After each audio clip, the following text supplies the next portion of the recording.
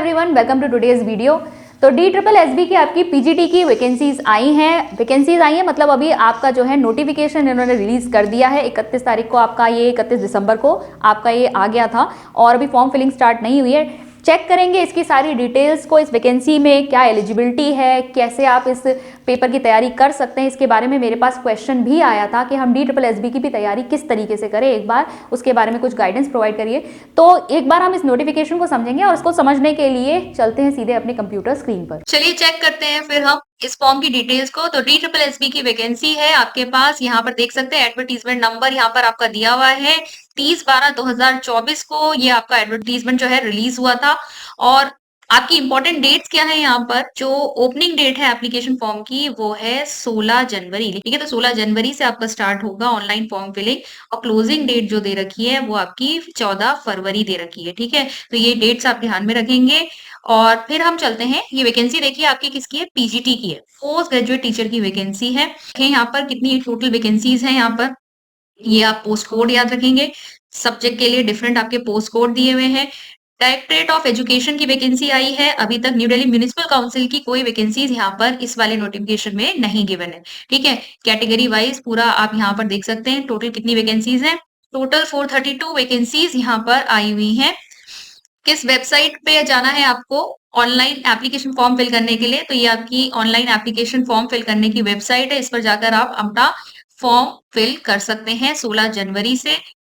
चलिए अब eligibility check करते हैं। पीजीटी में देखेंगे ना, तो यहाँ पर आपको, जैसे मैं यहाँ पर टीचर हिंदी के लिए देख रही हूँ, तो हिंदी के लिए यहाँ पर आप चेक करेंगे, एक तो आपसे मांगा गया है मास्टर डिग्री, यानी एक तो आपसे पोस्ट ग्रेजुएशन मांगा गया है। दूसरी चीज जो आपसे मांगी गई है वो है बीएड। ठीक है, तो पोस्ट ग्रेजुएशन प्लस बीएड जो है आपकी एजुकेशनल क्वालिफिकेशन है जो ये मांग रहे हैं। इसके बाद एक चीज जो यहाँ पर थोड़ी सी निराश करने वाली है वो ये कि यहाँ पर एज लिमिट जो है ना उन्होंने बहुत कम रखी है। तो मैक्सिमम एज लिमिट जो इन्होंने रखी है वो है 30 इयर्स। थोड़ी सी निराश करने वाली बात जरूर है, लेकिन अब क्या कर सकते हैं, नोटिफिकेशन में ये दिया हुआ है। तो 30 इयर्स से ज्यादा आपकी एज नहीं होनी चाहिए। पीजीटी लेवल पर ये आपसे इस वैकेंसी के लिए ये क्राइटेरिया मांगा गया है। फिर आगे बढ़ेंगे तो देखेंगे आप यहाँ पर ये सभी आपकी जितनी भी अलग अलग सब्जेक्ट्स हैं उनके लिए आपकी एजुकेशन क्वालिफिकेशन वगैरह सब यहाँ पर मेंशन किया गया है।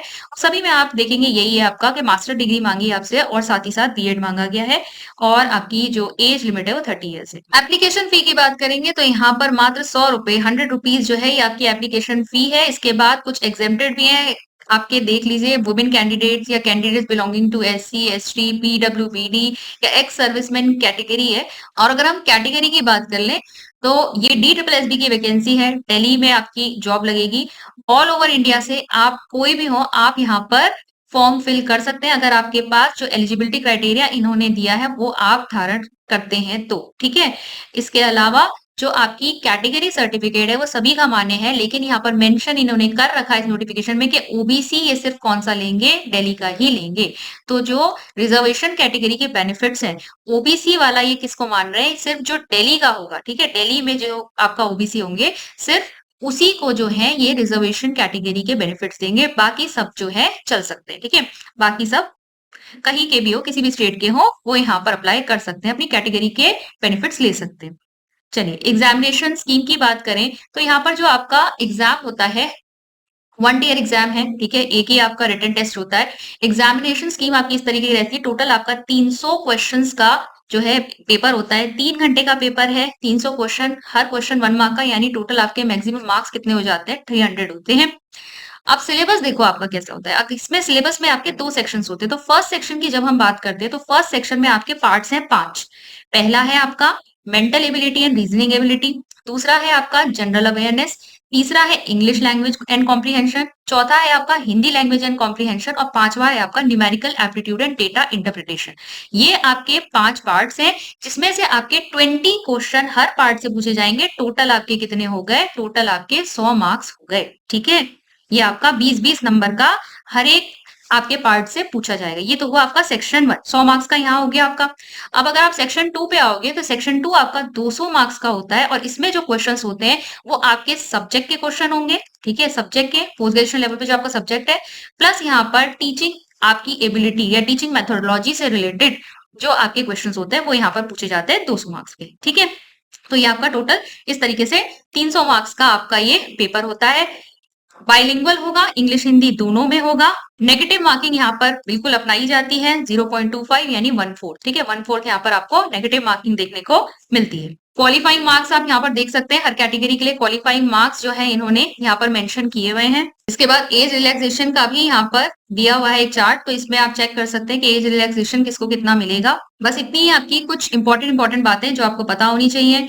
अब देखिए, ये आपके लिए ना अगेन एक अपॉर्चुनिटी हो जाती है। मैंने अभी एक आरआरबी का भी आपका रिक्रूटमेंट आया है, तो उसमें भी मैंने आपको बताया था कि आरआरबी की भी बहुत अच्छी वैकेंसीज आई हुई है।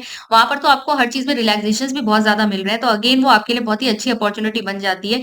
अगर आप यहाँ उत्तराखंड के जो एग्जाम्स है उसके लिए आप तैयारी कर रहे हैं, आप एनटी के लिए तैयारी कर रहे हैं, लेक्चर्स के लिए तैयारी कर रहे हैं, तो टीचिंग वैकेंसीज में आपको इन पर भी जरूर फोकस करना चाहिए, क्योंकि यहाँ पर मोर और लेस जो आपका सिलेबस होता है कहीं ना कहीं मैच हो रहा होता है। सिलेबस को कैसे कवर करना है, इनकी प्रिपरेशन कैसे की जाती है, इसके लिए मैं एक सेपरेट वीडियो बनाऊंगी, जिसमें आप लोग को थोड़ा सा पता चल जाएगा कि हमें इस तरीके के सिलेबस को कैसे कवर करना है, कैसे हम एग्जाम को अप्रोच करें।